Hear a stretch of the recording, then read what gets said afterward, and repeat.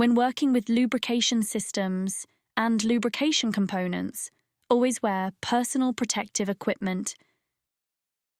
Due to the reservoir size of the SKF Lincoln Compact Lubrication Pump Progressive, this video shows only 2 different filling methods to properly fill the pump with grease.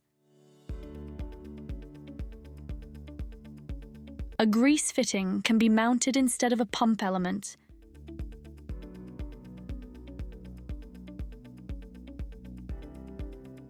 The filling can be done in 2 different ways from the lower part of the pump housing, as shown in this video. For additional methods, please watch the filling tutorial for the SKF P253 Smart Pump.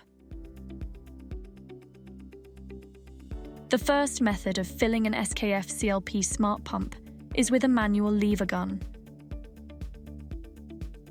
Make sure that the grease fitting and the hydraulic coupler are clean.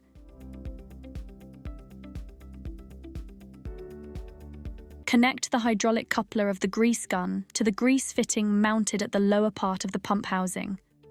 Once the manual lever gun has engaged to the grease fitting, start pumping by moving the lever. When the reservoir is filled, disengage the manual lever gun and clean the grease fitting.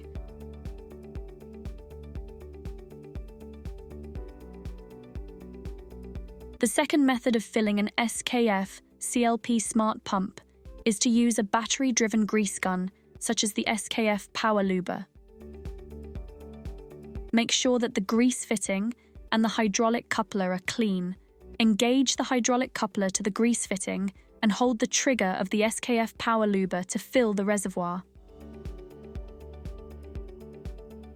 After removing the hydraulic coupler, clean the grease fitting.